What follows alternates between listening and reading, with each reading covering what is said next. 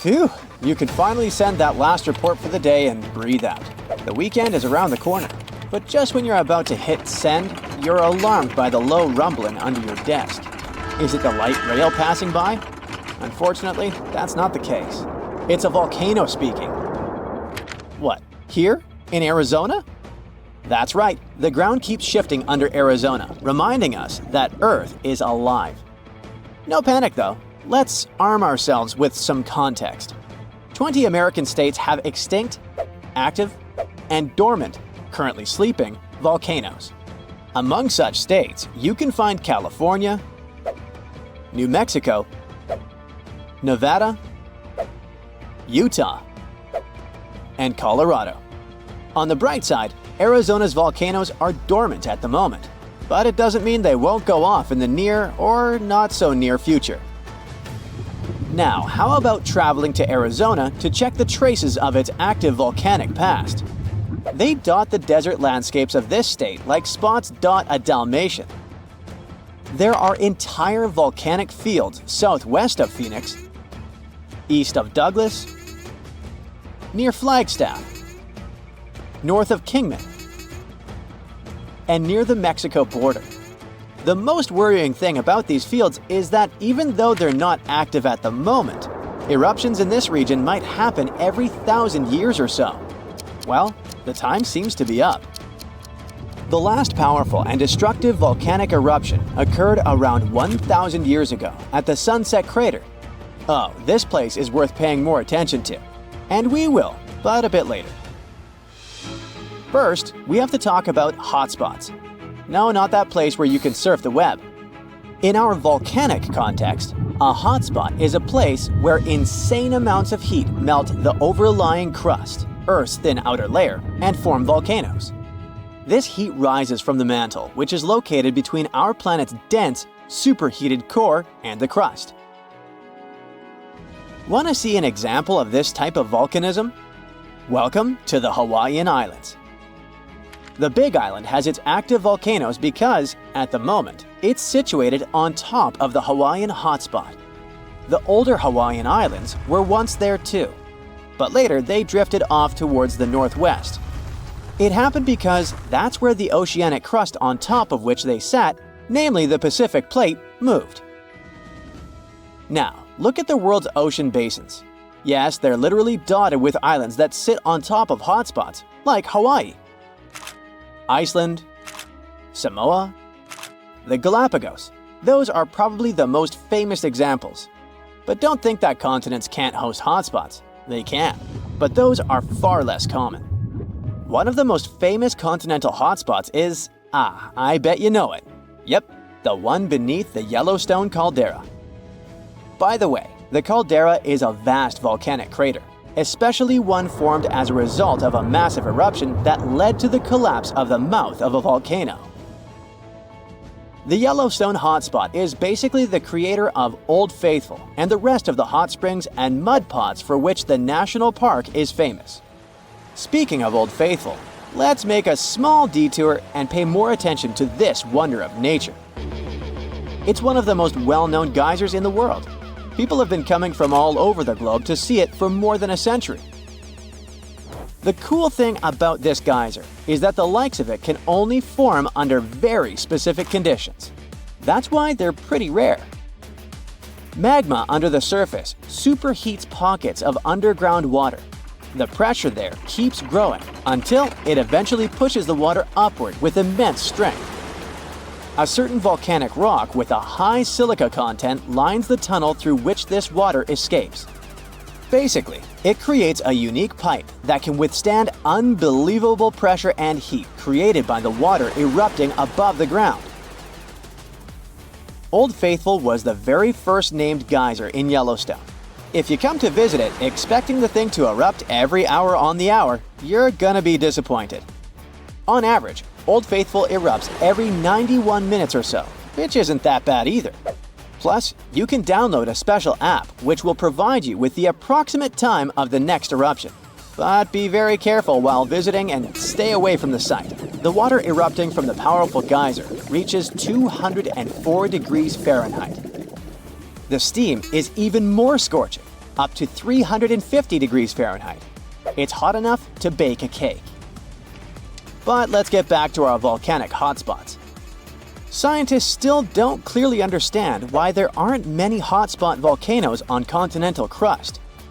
One reason might be that the continental crust is much thicker than the oceanic crust, which is about 4 times as thick on average. Another reason could be that most of Earth's crust, about 2/3 of it, is oceanic. This means that there's less continental crust for hotspots to form under. Now, I bet those of you living in Arizona will appreciate the following info.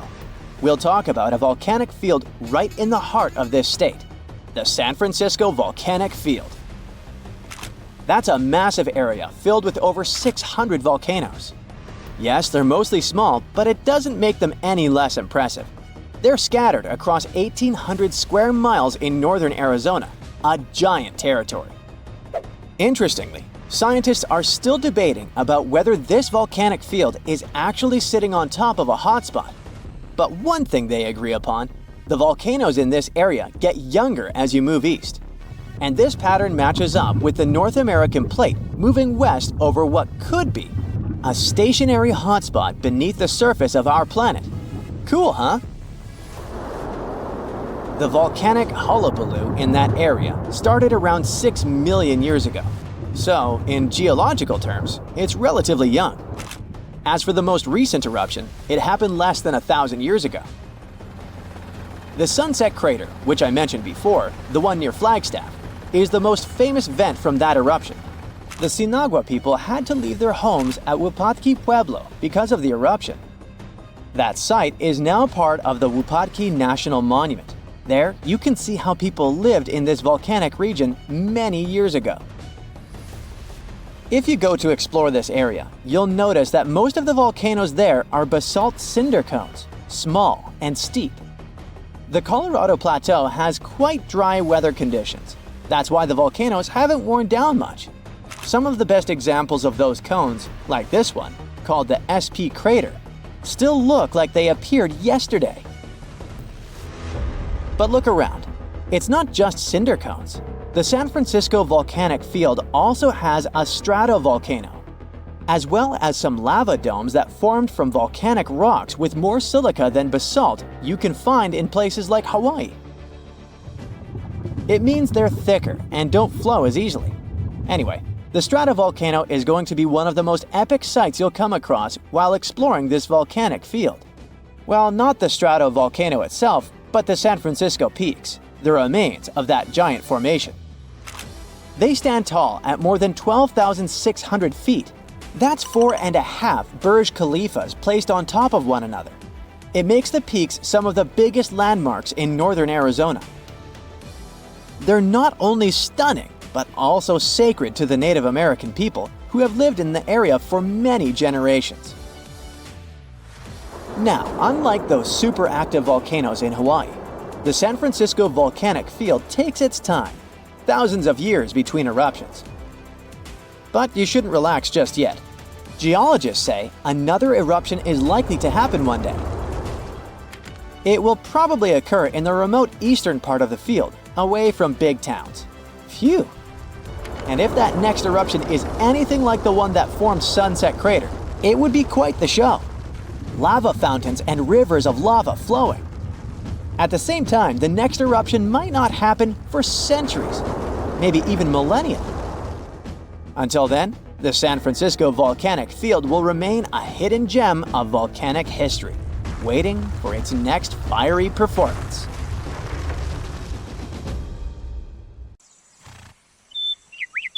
On September 16th of 2023, without warning, the Earth began to hum. A low, strange vibration reverberated through the crust. This set off seismic alarms all across the globe. For 9 days straight, the planet was pulsing with this horrifying rhythm, and scientists had no idea what was going on. Meanwhile, the total disaster was happening in Greenland. It wasn't an earthquake. They knew that much. They could tell it by the rhythm. Since we all live on giant tectonic plates, they constantly move and slide on magma like icebergs on water. Sometimes as they move, they can rub against each other or collide or break. In any case, all this causes an incredible release of energy that sends shock waves through the ground. That's when we feel the ground literally shaking, and it's what we call an earthquake. These vibrations we feel are called seismic waves. Seismometers pick them up as pings or rumbles. In a typical earthquake, they create a bunch of different frequencies. It's a crazy chaotic mix of low and high frequencies, like smashing every piano key. What was weird about the Greenland event is that the signals weren't like that at all. It was a steady, single-frequency vibration, as if some ancient machine was stirring beneath the earth. It's like one piano key being struck over and over, creating a doom-like, repetitive sound. Turns out, what they were hearing wasn't the noise of tectonic plates going wild. It was a phenomenon seismologists had never seen before. The days passed, and the mysterious noise just kept going. The vibrations repeated every 90 seconds, echoing around the world. The hunt for answers was growing more desperate. Seismologists had no idea what they were dealing with. They had to gather a huge international team of 68 people from 15 countries. All these scientists were gathering seismic data, satellite images, and doing some advanced math for several days, until they finally realized who the culprit was. Water. It all happened in a remote, desolate region of East Greenland. This place is full of fjords, narrow inlets of the sea between high cliffs, kinda like deep water-filled valleys surrounded by towering rocky sides. In this area, surrounded by jagged peaks and icy waters, the air was still. The landscape seemingly frozen in time. Nothing here changed much for years. Until one day, a colossal landslide has unfolded in the Dixon Fjord. One of those steep mountainsides towering over the fjord at almost 4,000 feet high collapsed in a massive landslide. Picture a huge chunk of this mountain crumbling and crashing down into the fjord below. This sent a deluge of rock and ice crashing into the water. The impact was just apocalyptic. 882 million cubic feet of debris. That's enough ice and rock to fill 10,000 Olympic-sized swimming pools, or 10 Great Pyramids of Giza. And all this nightmare hurled into the water with such force that it kick-started a tsunami about 360 feet high, taller than the Statue of Liberty, into the air. What's crazy is that this incredibly powerful wave was trapped in the fjord by narrow cliffs, unable to escape. It's like water sloshing in a closed bathtub. For 9 days, the mega tsunami continued to churn through it. That's why we heard this endless hum. It was a rhythmic back and forth of the water slamming against the walls. The shock waves were rippling deep into Earth's crust, vibrations so strong that they were picked up by seismometers around the globe. This was a phenomenon so rare, so unprecedented, that it left scientists stunned. It turned out to be a perfect storm of elements. A glacier, weakened by years of warming, could no longer bear the weight of the mountain above. This collapse was inevitable, and the chaos literally shook the Earth to its core. And people often hang out in this area with cruise ships passing by. We're lucky that no lives were lost in the disaster. It was a close call though. A tourist ship stranded in the area just 2 days before narrowly escaped the tsunami's reach by pure luck. But it doesn't mean there were no losses. The waves destroyed a nearby Inuit site, which was there untouched for over 200 years. They also swept away the huts at a research station that were about 43 miles away. The vibrations traveled from Greenland to the South Pole in less than an hour. That just shows how dangerous events like this can be. And this isn't the only place where such catastrophes are happening. In the beautiful California community of Rancho Palos Verdes, the ground is shifting so quickly that it's tearing homes apart. The land there has always been kinda unstable. It has some unique geology.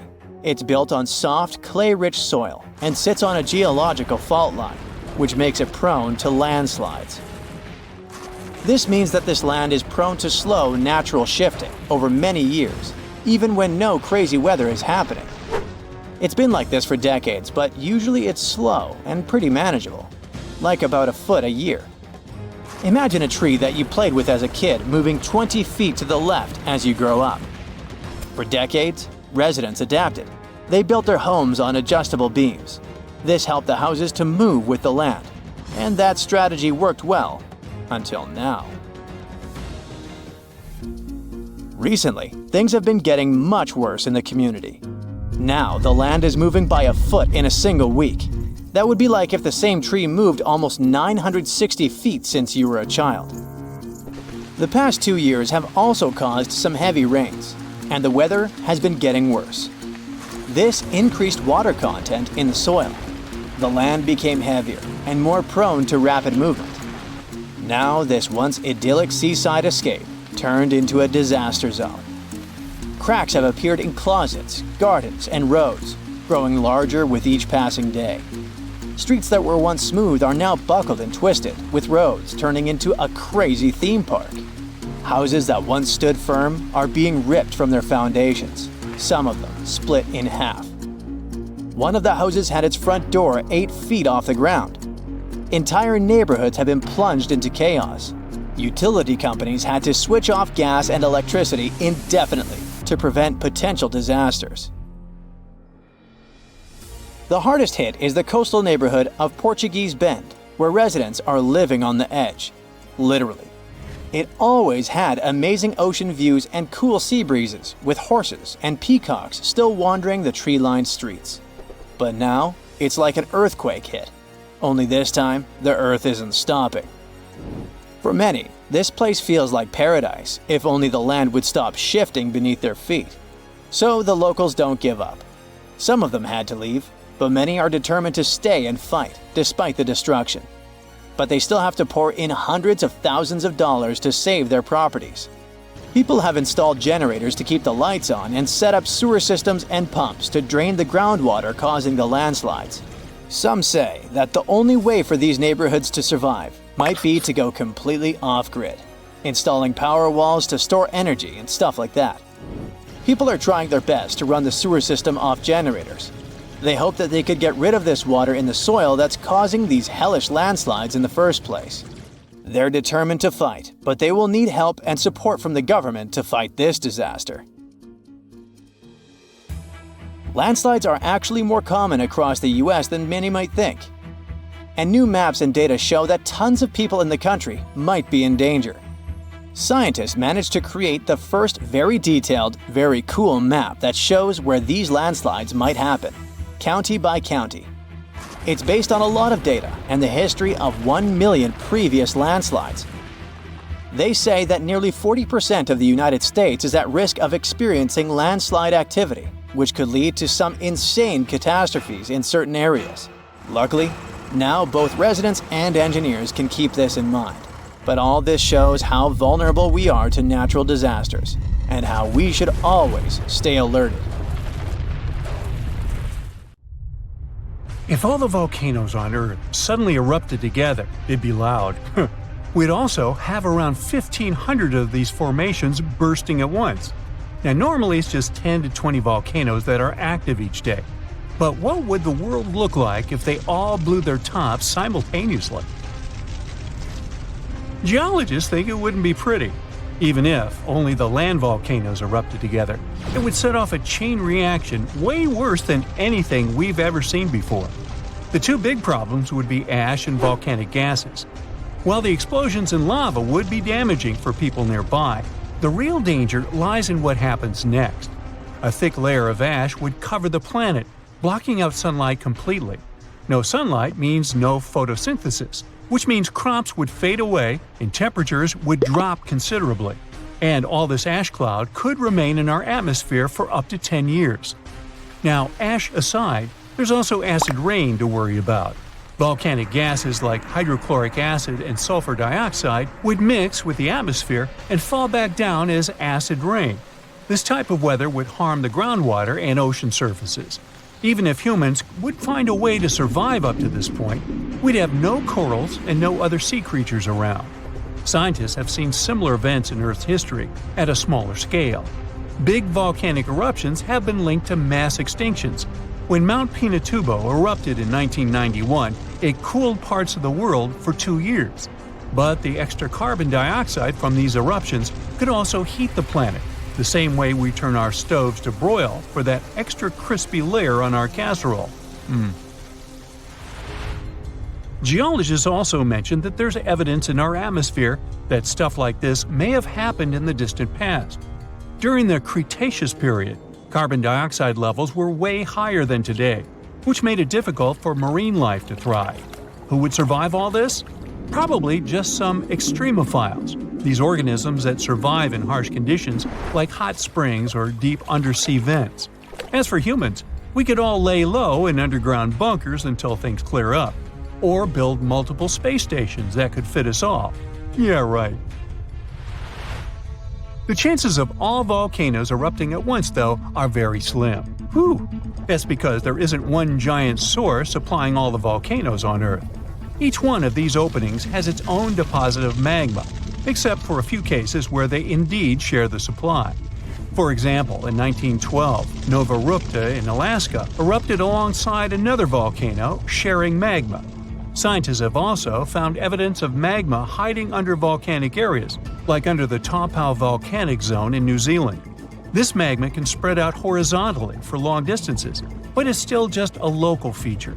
Even if we consider all the magma under Taupau as one system, it's not connected to other volcanic areas like Indonesia or the Philippines.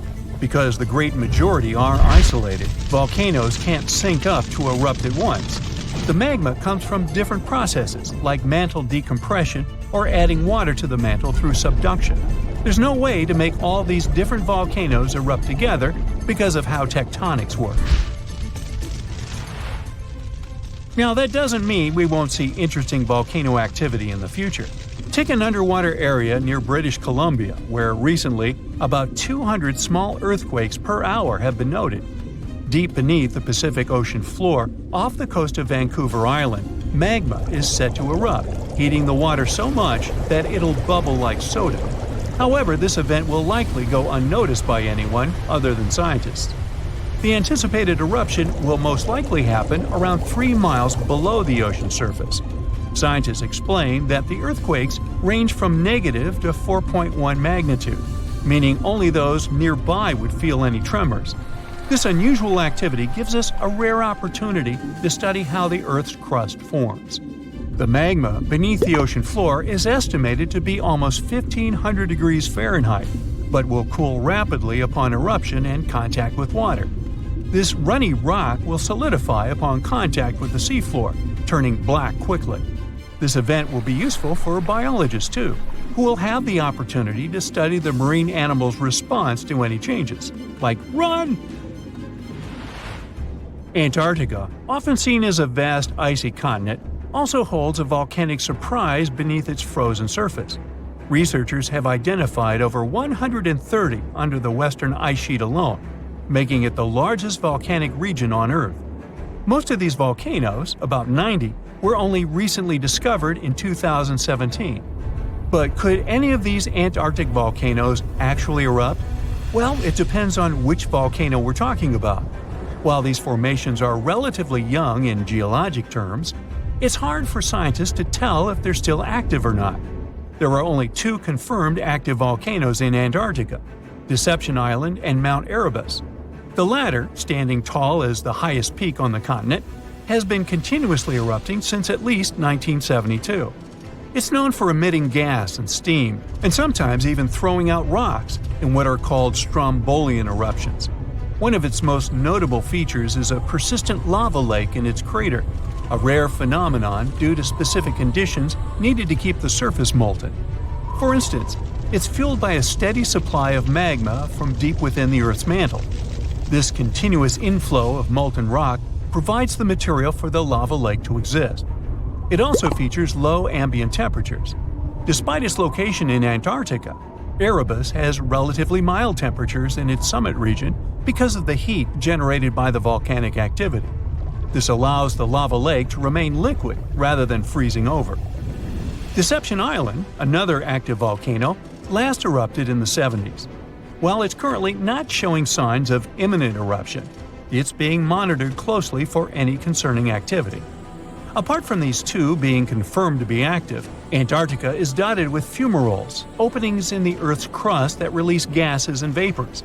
Sometimes these fumaroles can create icy towers reaching heights of 10 feet. What we should focus on is maybe supervolcanoes. They're this type that has the potential to produce the most massive and destructive eruptions. Unlike the typical one, which has a single vent, supervolcanoes have a vast magma chamber beneath the surface, spanning tens or even hundreds of miles in diameter. Their eruptions can have catastrophic effects on the surrounding area and even impact global climate patterns because of the amounts of ash and gases they spill out into the atmosphere. One famous supervolcano is the Yellowstone one, which some say is gearing up for another eruption. It has the capacity to unleash a colossal eruption, spewing over 240 cubic miles of material. As much as we'd like to predict its behavior, volcanoes don't stick to a calendar. On the contrary, eruptions simply happen when there's enough magma beneath the surface. There also needs to be enough pressure for the magma to travel upwards. As far as we can measure, these conditions are not currently met at Yellowstone. Sure, many volcanoes operate on a cyclical pattern, but that doesn't mean Yellowstone is overdue. In fact, Yellowstone has had just 3 major eruptions over the past 2.1 million years. Also, the term supervolcano refers to the formation's size, not necessarily how fussy it is. Yellowstone's monitoring is extensive, tracking seismicity, ground deformation, thermal emissions, gas, water chemistry, and surface changes. Signs of an eruption would include thousands of earthquakes over a short period. We'd also see deformation on the ground and weird gas emissions ahead of time. Stable, as it might look like for now, the consequences of it having a major eruption could look ugly. Ash dispersion could blanket a 500-mile radius, potentially disrupting Midwest agriculture and clogging waterways. Ash and gas emissions into the stratosphere could induce global climatic effects, making our planet colder for several years. And yes, we've seen some research that it shows there's more liquid molten rock under the Yellowstone volcano than scientists believe. But that doesn't translate to imminent danger. Whoa! Earth's surface is shaking. Long cracks split the ground open. Lava rivers are rapidly flowing down the slopes. Deafening noise is filling the air. Rocks and other debris are flying high up. Clouds of volcanic gas and ash cover the sky. Now, this is not a plot of a blockbuster disaster movie. It's what happens when supervolcanoes decide to erupt. But this is likely not the scenario that will take place when the world's largest volcano, Mauna Loa, decides to finish its long nap. In 2021, scientists were sure it would happen soon, but so far, nothing. The volcano's seismicity keeps increasing and then going back to normal, but you never know when this giant will finally come back to life. That's why experts have been monitoring geological activity on Hawaii's largest island for quite some time. The Big Island of Hawaii is made up of 5 volcanoes, including the most active on the planet, Kilauea, and the largest, Mauna Loa. This gigantic thing makes up almost half the landmass of the island. And what lava Kilauea emits in one day, Mauna Loa could spew out within 20 minutes. That's what it did in 1984. While Mauna Loa's smaller sibling has been throwing tantrums for a while, the giant has been slumbering ever since its last eruption. But very recently, the Hawaii Volcano Observatory has recorded more than 200 mini-earthquakes below Mauna Loa. It likely means an increased flow of magma down there. Good morning! The volcano might be waking up. Or not. If Mauna Loa did suddenly erupt, lava flows could reach the ocean and the most populated and touristy places, like Captain Cook, very quickly, in a matter of hours. In 1984, the last time the volcano erupted, lava got as far as the outskirts of Hilo on the other side of the island. That's where a campus of the University of Hawaii is found. Luckily, people had a few weeks' warning to get ready for the disaster. These days, locals have special go bags ready with the most important stuff, including documents and money. Such precautions can come in handy in case of an emergency evacuation. Even though most Mauna Loa eruptions have so far only affected the summit area, several of them sent lava all the way down to the ocean, and you never know how powerful the next eruption will be. Now, what is the highest mountain on Earth? Mount Everest, you say? Well, it depends. From seafloor to the summit, Mauna Loa is 1,000 feet taller than the famous Himalayan peak. The volcano is so big, it makes the Pacific plate it's sitting on literally slump under its weight. Scientists say that when this monster of a volcano erupts, the volume of lava coming out per unit will be life-threatening. Over its recorded history, Mauna Loa has been erupting regularly, almost every 6 years. And even though the last eruption of the volcano occurred about 40 years ago, scientists are certain it'll happen again. Now, remember the scene I showed you at the beginning? Well, you can relax. It's not likely to happen with Mauna Loa. The thing is, big island volcanoes, including Mauna Loa, aren't very volatile. That's because they're shield volcanoes.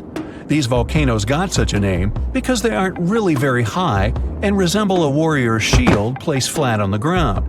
Shield volcanoes get formed by very fluid lava.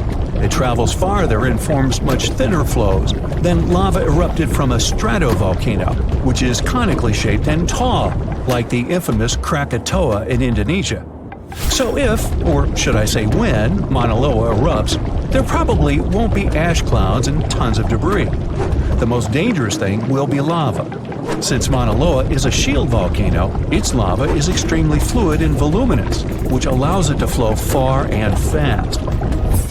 Using theoretical vent maps, experts from the Hawaii Volcano Observatory have made charts of possible lava flows. They're kind of worried about earthquakes clustering at high rates. It likely means that lava is on the move under the surface. 500 to 600 earthquakes per day are a serious reason to be on high alert. On the other hand, it doesn't necessarily mean a disaster or inevitable eruption.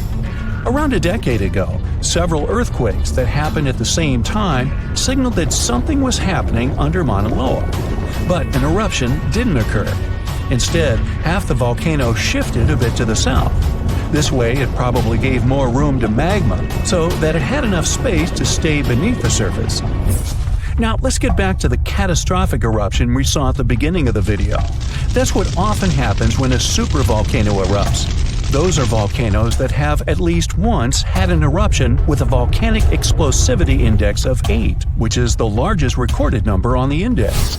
Supervolcanoes are often extremely large, with no cone at all. That's because they're typically the remains of gigantic magma chambers that once flared up, leaving behind a caldera. They're usually found over hot spots. Supervolcanoes can produce super eruptions, and when they do, they blow more than 240 cubic miles of ash, molten rock, and hot gases up into the air. In other words, 4 super eruptions could fill the Grand Canyon to the brim. Supervolcanoes get formed when gigantic volumes of scorching hot magma are trying to escape from deep underground. This magma rises close to the surface but can't break through Earth's crust. That's why a huge pressurized pool of bubbling magma gathers at a depth of only several miles.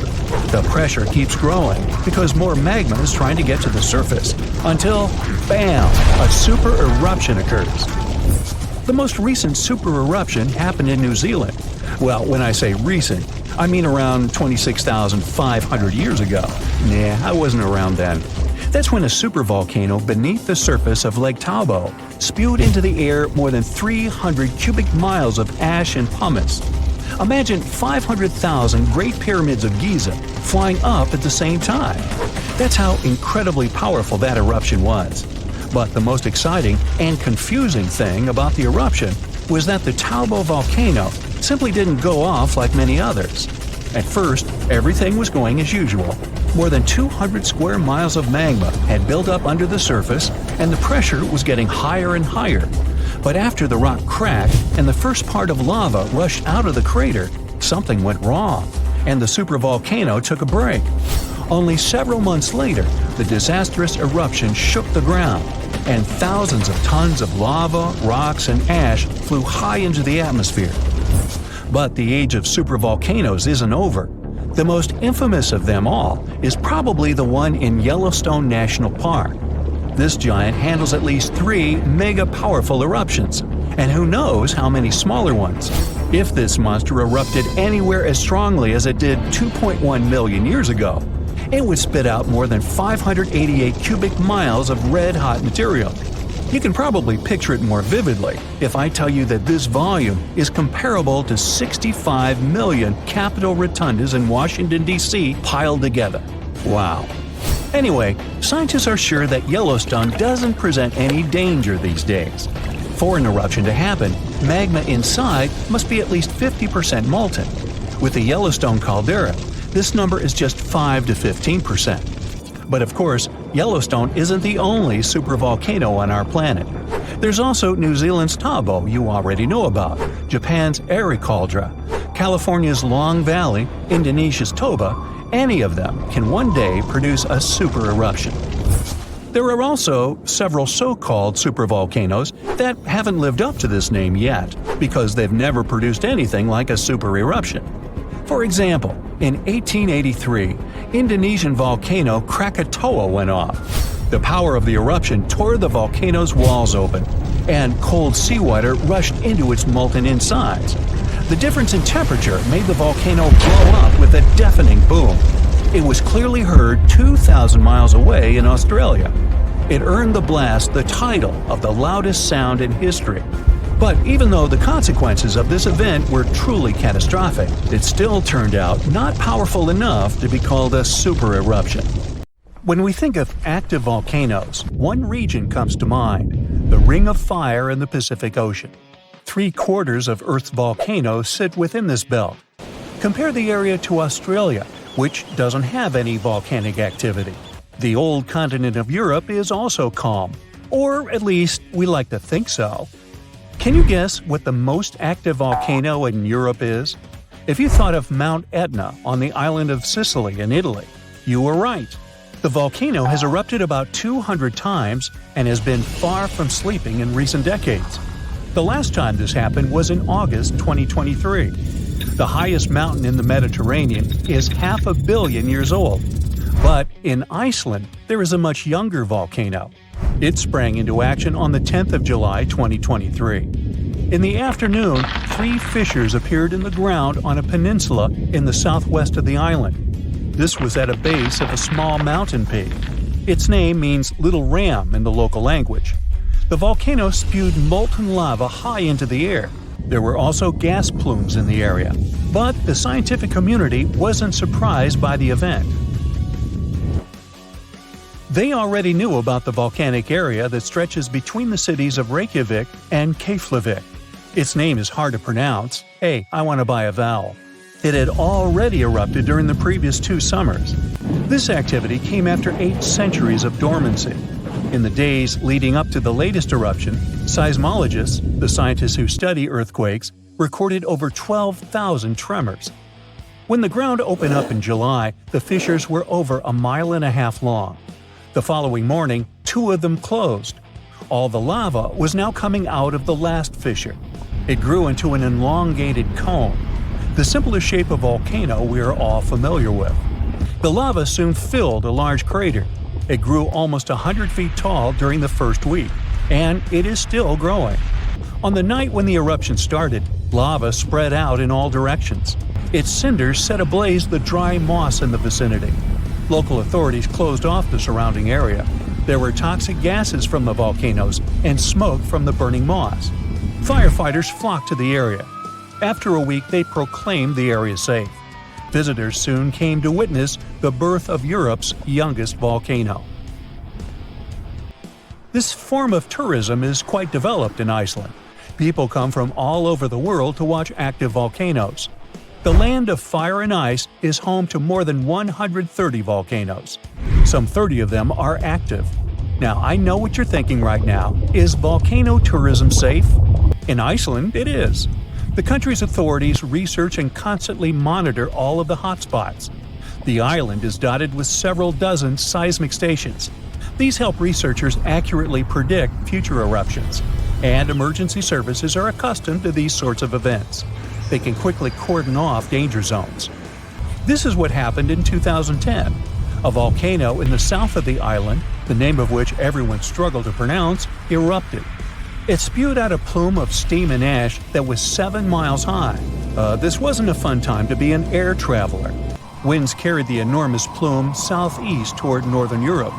Many countries closed their airspace for several days for safety reasons. The volcano erupted in March, but the Earth was shaking from January the same year, so seismologists knew that an eruption was approaching. When it comes to the continent's youngest volcano, the tourist infrastructure is already there. Visitors can leave their cars at a designated parking lot. Then they go on a 5-hour-long trek. This leads to a viewing deck. Tourists are so close to the epicenter that they can feel the heat haze from the crater. The sight is the most impressive at nighttime. Safety is never a concern. Scientists regularly chart out hazard maps that outline the borders of lava fields. This way, visitors who stick by the rules are never in harm's way. More than a week after the eruption started, a section of the crater collapsed. Lava flowed downhill west of the volcano. This majestic smoldering hot river is slow-moving lava. Scientists categorize it as an AA type. The term is Hawaiian. It describes basaltic lava that has a rough and brittle surface. The flow is composed of broken lava blocks that are called clinkers. They fall off as the substance flows. This reveals red-hot areas. The cooler sections of lava are gray and black in color. When it moves forward, it produces a distinctive sound like shattering glass. Nearly a month after the eruption of the new volcano, we got aerial footage of an interesting phenomenon. A tornado formed directly over the lava flow. This occurs due to the high temperatures in the area. When the conditions are right, a column of heated air can easily turn into a mini tornado. Scientists observed a similar event happen during the 2018 eruption of Mount Kilauea in Hawaii. The lava fields of Europe's second-largest island tell the story of the creation of Iceland. It sits above the place where the North American and Eurasian plates meet each other. Tectonic plates are huge, rocky chunks of Earth's most outer layer. There are roughly 20 of them. They rest on a partially molten layer of rock. All the lava we see on the surface starts its journey here. You could say that these plates float on molten rock. Their boundaries are unstable, so when two plates grind past each other, they release tremendous amounts of energy. The formation of volcanoes is one result. These are places where the molten rock travels upward to the surface. Iceland began to form some 60 million years ago. The tectonic plates under the ocean drifted apart. Enough lava piled up on the surface to create solid ground. This ancient rock is under the waves today. As new lava reaches the surface and cools down, it pushes the old rock away from the center of the island. That's why the oldest parts of Iceland aren't 60, but only 16 million years old. The country's active lava fields are young in geological terms. Some of them are under 1,000 years old. Scientists consider the island a hot spot for volcanoes, pun intended. Nearly a third of the basaltic lava that reaches the Earth's surface in recorded history came from Icelandic eruptions. Fissure swarms, like the ones before the 2023 eruption, cover 30% of the Nordic country. For this reason, only a quarter of the island is inhabited. Norse Vikings were the first people to settle in Iceland at the beginning of the 10th century. Nature threw them a loud welcoming party. Just a few years after their arrival, they witnessed one of the greatest volcanic eruptions in history. Vikings came from a region without volcanoes, so they had no clue as to what was going on. Today, Icelanders are used to such events. This is good because their homeland is entering a new era of volcanic activity. Volcanologists suspect that recent events are an introduction to decades of more frequent eruptions. The peninsula that is home to Earth's youngest volcano is just 17 miles southwest of Iceland's capital city. It's been dormant for a long time. Present-day eruptions there are a reminder that the natural processes that created Iceland are still ongoing. Recently, scientists discovered that there's a historical link between volcanic eruptions in the north of Europe and glaciers. Our planet went through at least 5 major ice ages. These were exceptionally lengthy periods when the average temperature on Earth dropped. The result was the expansion of ice sheets across northern Europe and North America. The last ice age ended some 10,000 years ago. Researchers are still trying to fully understand how these glacial periods affected volcanic activity. They suspect that the sheer weight of all that ice disrupts the flow of magma underground. When glaciers retreat, the pressure is lifted. This makes it easier for lava to flow upward to the surface where it bursts.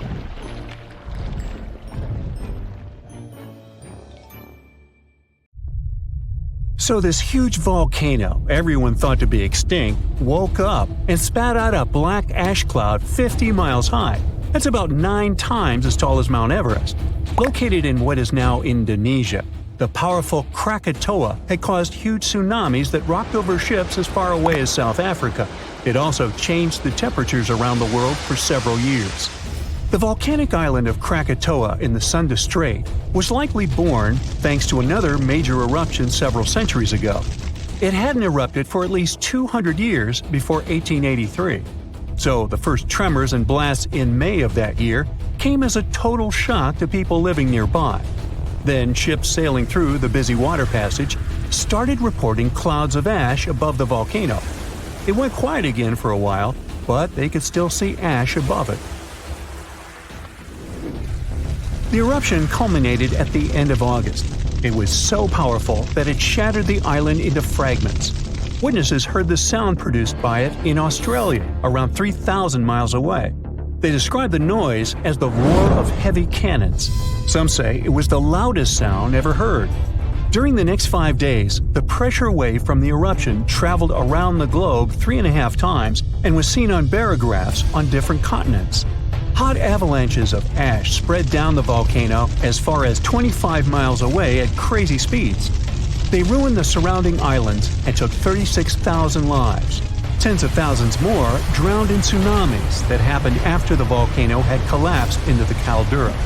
Over 100 coastal villages on Java and Sumatra were completely wiped out.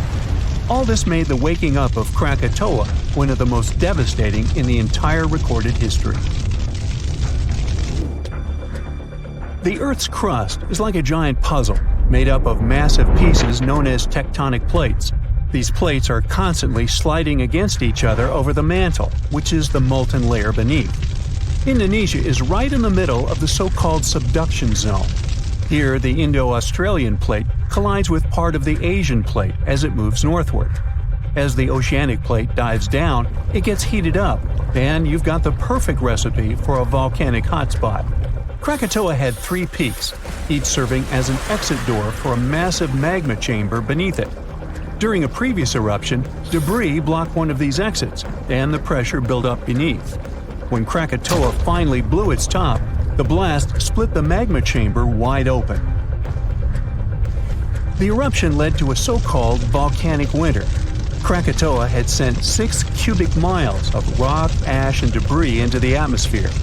They created a thick veil that surrounded the Earth. The particles scattered sunlight, and the troposphere below cooled down. The effect stayed strong for several years. The northern hemisphere experienced colder than average temperatures, and in some regions, summer temperatures didn't rise to typical levels. Southern California received a record amount of rainfall in the months following the eruption. The sky became darker in different parts of the world for years afterwards. The sunsets, for many months, turned into a spectacular show of red and orange. One astronomer supposed it was the source of the inspiration for The Scream by Edvard Munch. The painting shows exactly what the sky over Norway looked like after the eruption. It also produced a rare type of halo called Bishop's Ring and a volcanic purple light at night. For several years after Krakatoa had blown up, the moon looked blue and sometimes green. That's because some ash clouds were full of particles large enough to scatter red light, only letting other colors pass. Someone even witnessed lavender sun and night-shining clouds. Krakatoa became the first scientifically well-recorded and studied eruption of a volcano. Between the moments the first clouds of ash were seen by a ship passing by and the disastrous eruption, scientists managed to organize geological expeditions. They studied the volcano and gathered samples of volcanic rocks. It became useful for understanding volcanic activity. Krakatoa was sleeping tight until the 1920s, when some locals noticed a column of steam and debris spewing from the collapsed caldera. Within weeks, the rim of a new cone sprang up above sea level. After a year, it was a small island named Child of Krakatoa. It continues to erupt, but fortunately without serious consequences so far. In April of 1815, Mount Tambora unleashed a massive eruption, wreaking havoc on the Indonesian island of Sumbawa. It destroyed homes and claimed 10,000 lives. Another 80,000 perished because of diseases that spread in the aftermath. The following went in history as the year without a summer. Cold, wet conditions wrapped Europe and North America in an unexpected chill. It became the coldest in at least 250 years. In the summer of that year, the temperatures dropped the most. Crops didn't grow, livestock didn't survive, and famine took over Western Europe and North America. New England had snow and terrible frost in the summer months. Food prices went up. Oats for horses became a luxury. Some people say it even inspired the invention of the bicycle in 1817. Scientists used early data and climate models to see if it was all because of the Tambora eruption. They compared the data to similar years. They showed that precipitation was around the same, but the temperatures were much warmer. When they introduced the volcano into the scenario, they got the exact data for the year without summer. They say that a powerful volcanic eruption like that one increases the likelihood of extreme cold by up to 100 times. The explosion of the Toba supervolcano on the island of Sumatra around 74,000 years ago became the Earth's largest volcanic eruption in 28 million years. Parts of Indonesia, India, and a slice of the Indian Ocean got a cozy blanket made up of 6 inches of volcanic debris. It spat out a volume of rock comparable to almost 3 million Empire State Buildings. The crater it had left behind is still seen from space. All the ash and volcanic gases that sprang into the atmosphere because of the eruption partially blocked the sunlight. A severe volcanic winter began and lasted for 6 to 10 years. Some anthropologists see a connection between the Toba eruption and how limited modern humans are when it comes to genetic variety. Around 74,000 years ago, exactly when the Toba erupted, there was a population nosedive. That's why all modern humans trace their roots back to a tiny group of survivors. The Toba catastrophe theory proposes that most early humans in Europe and Asia didn't make it through the post-eruption climate chaos. Instead, a lucky, genetically limited bunch found their safe haven in Africa. But archaeological and paleoclimate records disagree with this theory. Benjamin Black from Rutgers University and his team set out to crack the code and discovered a hidden paradox. Maybe we were peering through the wrong climate lens. They ran 42 different climate model simulations, varying the magnitude of volcanic emissions, time of year of the eruption, background climate state, and eruption column height to see what climate disruptions the Toba eruption might have caused. There was a significant drop in temperatures in the northern hemisphere in the first year after the event, up to 18 degrees Fahrenheit. The southern hemisphere, where the early humans were settling, didn't go through a rough cooling that could have affected them all. The most significant eruptions that can seriously change the world's climatic patterns come from supervolcanoes like Yellowstone or Mount Toba. Luckily, these erupt very rarely, about every 100,000 years or more. Still, climate scientists study volcanic eruptions to understand and explain short periods of cooling in the history of our planet. Every few decades or so, a volcanic eruption lets out a substantial number of particles and gases.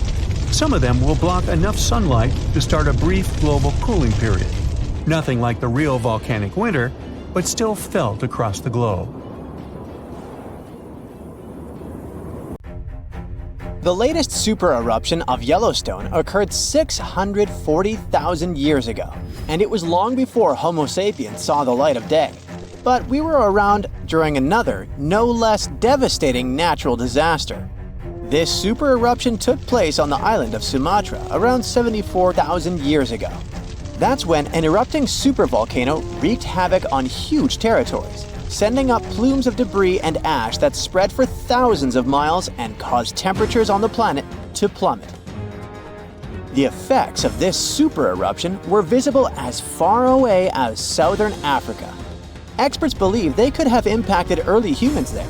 By the time the volcano erupted, our ancestors had already been using stone tools and had likely known how to produce yarn.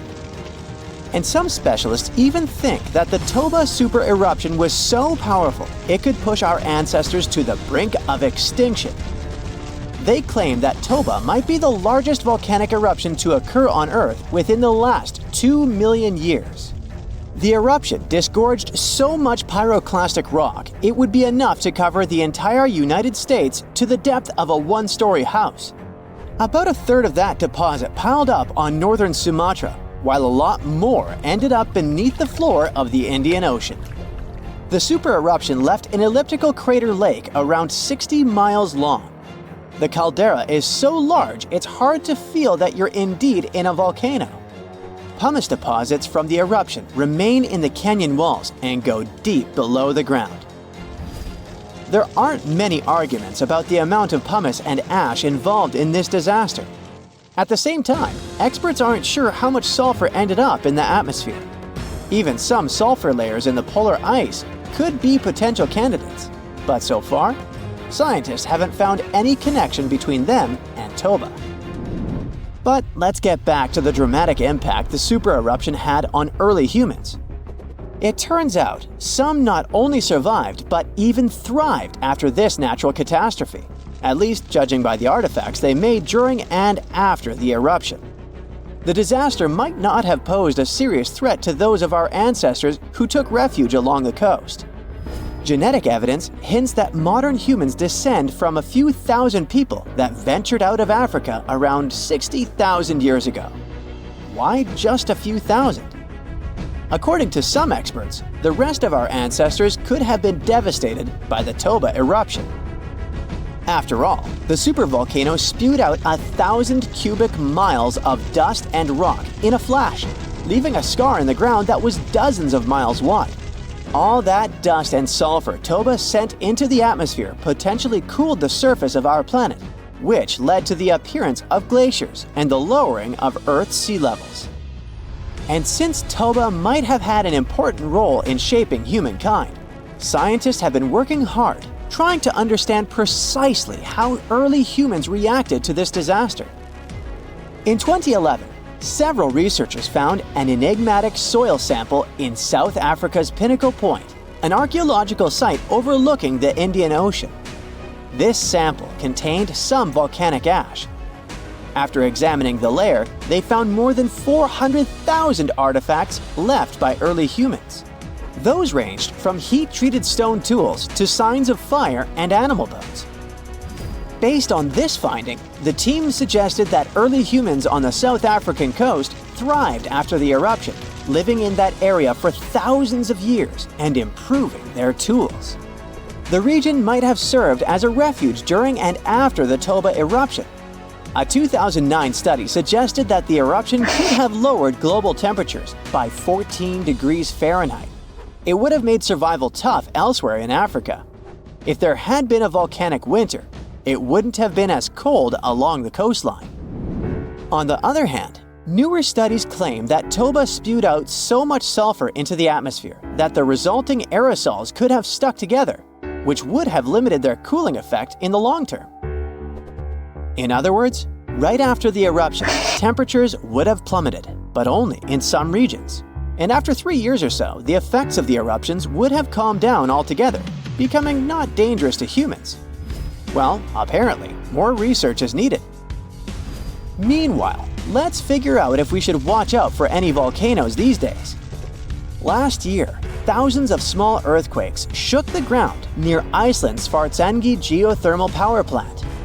Magma rose to the surface there, and now it has opened wide fractures slicing through the small town of Grindavik.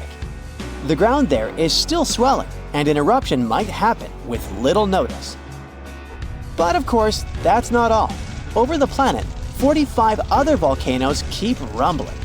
For example, Italy's Vesuvius, that infamous thing that finished the city of Pompeii in 79 CE. Over the last 17,000 years, the volcano has experienced 8 explosive eruptions, followed by powerful pyroclastic flows, dense masses of super-hot ash, lava fragments, and gases flowing at high speeds. The volcano's last eruption happened in 1944. Mount Rainier is one of the most dangerous volcanoes in the USA. Its high elevation, chemical composition, and proximity to Washington's Seattle and Tacoma suburbs, and the volcano's ability to produce massive pyroclastic flows make Mount Rainier a threat to consider. The heat from this volcano could potentially melt the ice and snow covering it, leading to rapid downstream flows of debris, mud, and rocks. The Novarupta volcano in Alaska's Katmai National Park and Reserve formed in a 1912 eruption, which was the world's largest in the 20th century. The volcano sent almost 7 cubic miles of ash and debris into the air. It also produced such a powerful ash flow that it created the Valley of 10,000 Smokes. Mount Pinatubo is located in a populated region in the Philippines. It became notorious after a 1991 massive eruption, which was the second largest eruption of the 20th century. More than 700 people lost their lives during that natural disaster. Today, more than 21 million people live within 62 miles of Pinatubo. Mount Agun, a continuously erupting volcano in Indonesia, had its last major eruption in 1963. It was one of the most tragic eruptions in the country's history. It lasted for 11 months, producing ashfall and pyroclastic flows that led to the loss of more than 1,000 lives and serious property damage. People saw ash plumes above the volcano throughout 2018, following the eruption in November 2017. Japan's Mount Fuji hasn't erupted since 1707. That year, a massive earthquake likely set it off. In 2014, experts warned that Fuji could be at risk of another eruption following the 9-magnitude earthquake that shook Japan in 2011. Experts believed the earthquake had raised pressure below Fuji. The eruption in 1707 sent so much ash and debris into the air that all this mass even reached Tokyo. Should Fuji erupt again, it would affect more than 25 million people in the surrounding areas. The eruption of Washington's Mount St. Helens in 1980 was one of the most destructive volcanic events in U.S. history. 57 people, as well as thousands of animals, lost their lives during that natural disaster. The eruption also destroyed around 200 square miles of forest. Experts think that Mount St. Helens' history of massive eruptions means that future catastrophes are bound to happen. The next explosive eruption might send large amounts of ash all over the Pacific Northwest. No wonder the volcano is under close monitoring. One of Indonesia's most active volcanoes, Mount Merapi, has been erupting for centuries.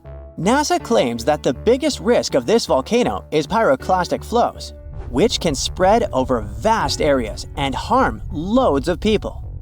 For the last time, Merapi erupted in January 2024, sending plumes of smoke into the air.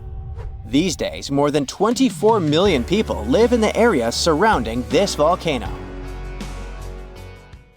The largest volcanic region on Earth is not in Africa or Japan, but under the ice of Antarctica. Scientists found 138 volcanoes in its western part, and if they decide to go wild, you'll surely notice it. They could melt huge amounts of ice that will move into the ocean, raise its level, and make our planet uninhabitable for humans. But before you pack your things to fly away to another planet, hear me out. Only 2 of the Antarctic volcanoes are officially classified as active now. And it would take a whole series of eruptions, decade after decade, to seriously impact the whole world. Mount Erebus, one of the two Antarctic volcanoes currently in action, proudly bears the title of the world's southernmost active one. It has been continuously erupting since at least 1972. It emits plumes of gas and steam and sometimes even spews out rocks, and scientists call it Strombolian eruptions. One of the coolest features is a lava lake in one of its summit craters, with molten material on the surface. Such lakes are rather rare because they need certain conditions to make sure the surface never freezes over. The second active volcano is Deception Island, a horseshoe-shaped landmass. It is the caldera of an active volcano that last erupted over 50 years ago. Scientists who monitor it say it shouldn't go wild anytime soon. Antarctica also has plenty of fumaroles. Those are volcanic vents that release gases and vapors into the air. In the right conditions, they can spew out enough stuff to build fumarolic ice towers up to 10 feet tall. Scientists keep an eye on the Antarctic volcanoes with seismometers that detect when the Earth starts trembling from volcanic activity. Sometimes they also use more complicated tech, but it's all really challenging because of how far away this polar region is and how tricky it is to get there. That's why no one can predict when one of the continent's volcanoes that are now sleeping might erupt. We can guess what this waking up would look like if we analyze the events from nearly 20,000 years ago. So, shall we? One of Antarctica's sleeping volcanoes, Mount Takahe, had a series of eruptions and spewed out a good amount of halogens rich in ozone back then. Some scientists say these events warmed up the southern hemisphere. Glaciers started to melt and help finish the last ice age. For these events to repeat, we'd need a series of eruptions with substances rich in halogens from one or more volcanoes that are now above the ice. It's an unlikely scenario, but since it already happened in the past, it's not completely impossible. As for volcanoes hiding under a thick layer of ice, it looks like their gases would hardly make it to the atmosphere, but they would be strong enough to melt huge caverns in the base of the ice and produce a serious amount of meltwater. The West Antarctic ice sheet is wet and not frozen to its bed, so this meltwater would work as a lubricant and set the overlying ice into motion soon. The volume of water that even a large volcano would generate in this way is nothing compared to the volume of ice beneath it. So a single eruption wouldn't make a difference, but several volcanoes erupting close to or beneath any of the western Antarctica's big ice streams would. Those ice streams are rivers of ice that take most of the frozen water in Antarctica into the ocean. If they change their speed and bring unusual amounts of water into the ocean, its level will rise. As the ice would get thinner and thinner, there would be more and more new eruptions. Scientists call it a runaway effect. Something like that happened in Iceland. The number of volcanic eruptions went up when glaciers started to recede at the end of the last ice age. So it looks like, for massive changes, several powerful volcanoes above the ice with gases full of halogens need to get active within a few decades of each other and stay strong over many tens to hundreds of years. Antarctica stores around 80% of all the fresh water in the world, and if they melted all of it, global sea levels would rise by almost 200 feet. And then we'd have to look for a new planet to live on. But this again is an unlikely scenario. It's more likely that the eruptions under the ice will lubricate ice streams and seep water into the ocean, but it wouldn't be the end of the world. A super strong, super angry supervolcano could do it though, and it has already happened in the past. Over 200 million years ago, the world went through a major makeover with not one, not two, but 4 massive volcanic eruptions in huge pulses. The supervolcano called Campi had been erupting over and over for 600,000 years. It all happened in Rangelia, a large chunk of land that used to be a supermassive volcano stretching across what's now British Columbia and Alaska. And it wasn't the lava or the volcanic ash that ruined the environment. The eruption made carbon levels skyrocket. The planet would never be the same again. This volcanic activity might have helped dinosaurs grow from cat-sized critters into giants we saw in Jurassic Park. It kicked off a 2-million-year rainy season. It made the whole world hot and humid, and the dinos just loved it. Researchers dug deep into sediment layers beneath an ancient lake in Asia to uncover these secrets. They found traces of volcanic ash and mercury, clear signs of those epic eruptions. There were carbon signatures showing huge spikes in carbon dioxide levels. It made the atmosphere toasty, and the rain poured down. So the bad news is, another eruption like this could happen. The supervolcano beneath Yellowstone National Park has been sleeping for nearly 70,000 years. But if it wakes up, it would be many times more catastrophic than the eruption of Mount St. Helens in 1980. It's considered the most disastrous volcanic eruption in U.S. history. It followed 2 months of earthquakes and injection of magma below the volcano that weakened and destroyed the entire north face of the mountain. The eruption column went 80,000 feet into the atmosphere and spread ash over 11 U.S. states and several Canadian provinces. The last Yellowstone eruption was 1,000 times greater than that. The ground above Yellowstone sits on a hot spot made of molten and semi-molten rock called magma. This magma stuff flows into a chamber beneath the park, about 4 to 6 miles down, making the ground puff up like a balloon. But then, as it cools down, the ground goes back to its usual state. Volcano watchers have been keeping an eye on this for a century. They noticed the ground lift up about 10 inches around 20 years ago, but since 2010, it's been going back down. The experts say we have no big eruptions on the horizon, so doomsday isn't coming anytime soon. But there's some underground activity going on lately which keeps us interested. Since humans haven't been around to witness every little thing Yellowstone does, it's kind of tough to say for sure what's brewing down there. Yellowstone has had some epic eruptions within the last couple million years. They happen like clockwork, with gaps of 600,000 to 800,000 years between them.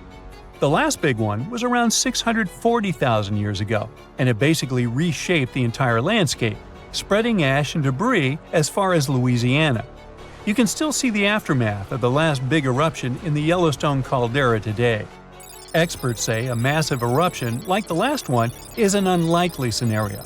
We're more likely to see eruptions of steam and hot water or lava flows. When and with what force it will wake up remains a mystery to scientists. So, you might have heard that Yellowstone National Park is sitting on top of a giant supervolcano. That's the reason why the area can boast powerful geysers and hot springs. But it also means that underneath Yellowstone, there is an enormous magma chamber.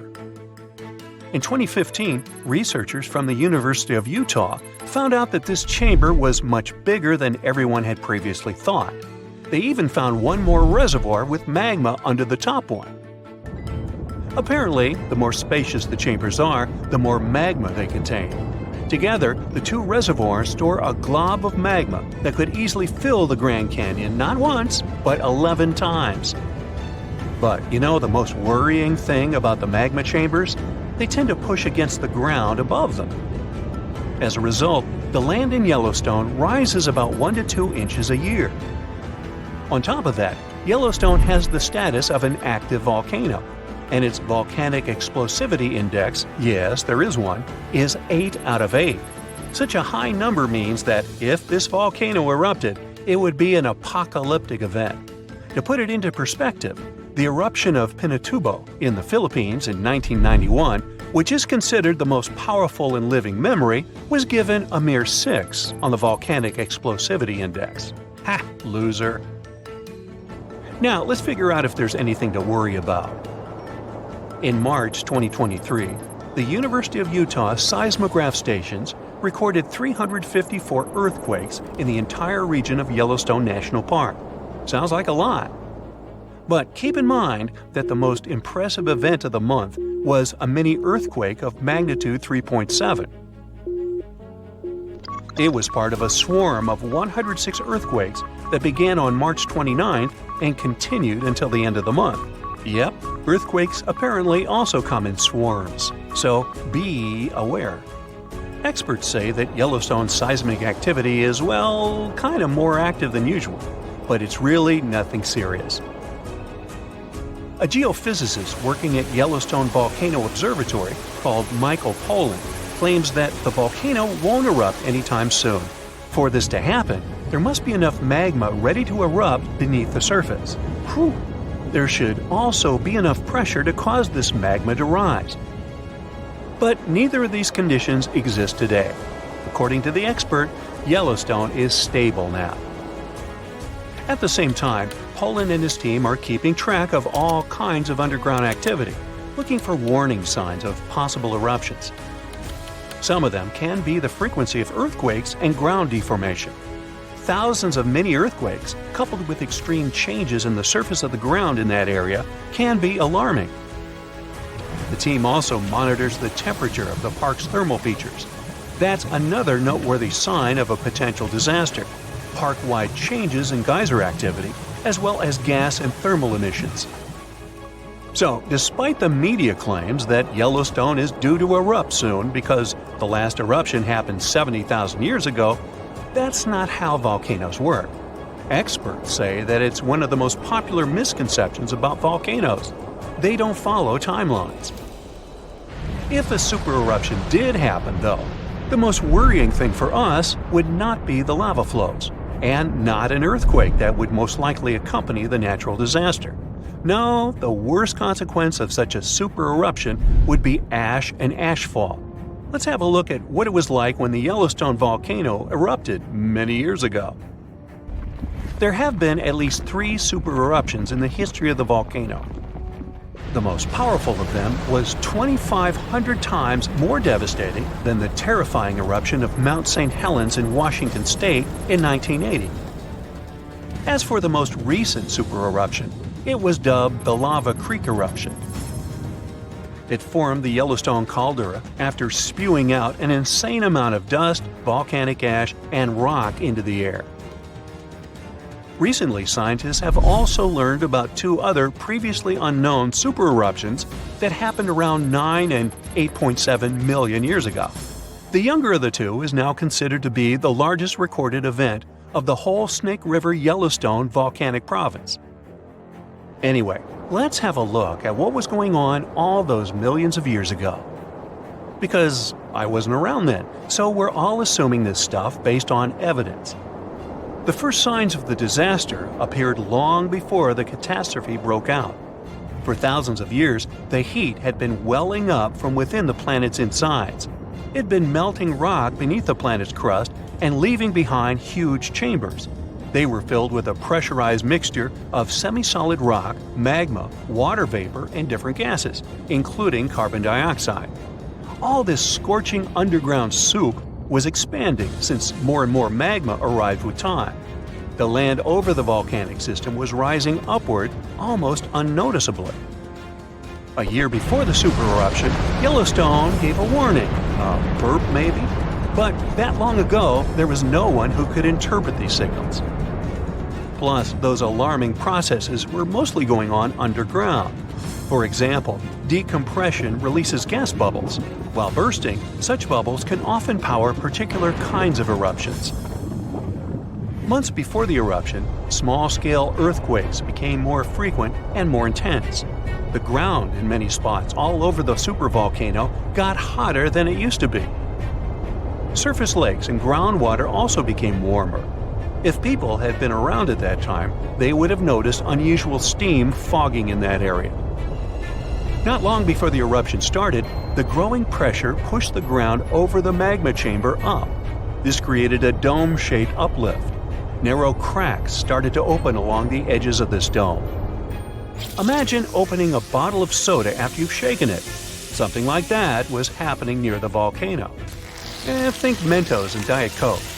The pressure was released through the fractures when gases were bursting out from under the surface. So right before the disaster, the ground around the Yellowstone volcano lifted. Geothermal pools and geysers heated up to boiling temperatures and got more acidic than usual. The magma started to rise toward the surface. At one point, the rock roof of the magma chamber couldn't resist anymore, and the eruption kicked off. Small but constant tremors began to move the ground days before the catastrophe. But the real shaking didn't start until several minutes before the eruption. With a deafening roar, a massive column of lava and ash hurled up into the air. Within several minutes, a pyroclastic flow rushed across the area at a hurricane-force speed. Such a flow is a liquid mixture of half-solid lava pieces, volcanic ash, and hot expanding gases. It looked like an extremely hot toxic snow avalanche. With a temperature of about 1300 degrees, it was burning everything in its path. The volcano kept pumping ash for days on end. For all living creatures, ash fallout was one of the most dangerous consequences of the eruption. Volcanic ash turns into glassy cement within seconds of being inhaled. Most animals didn't have a chance to survive.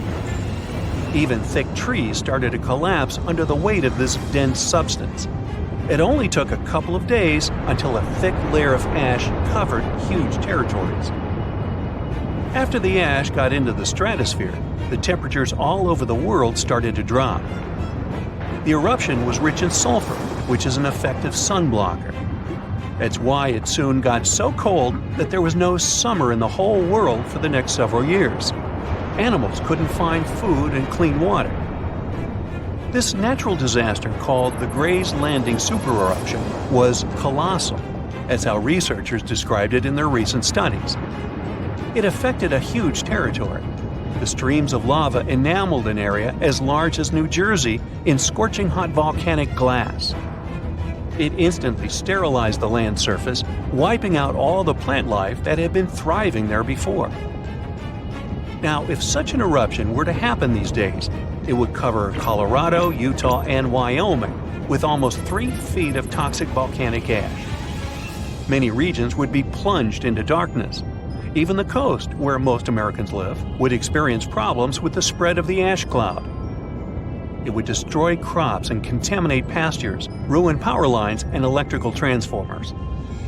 Well, so I'm sure you'll agree with me, it's a good thing that such a disaster isn't expected to occur anytime soon.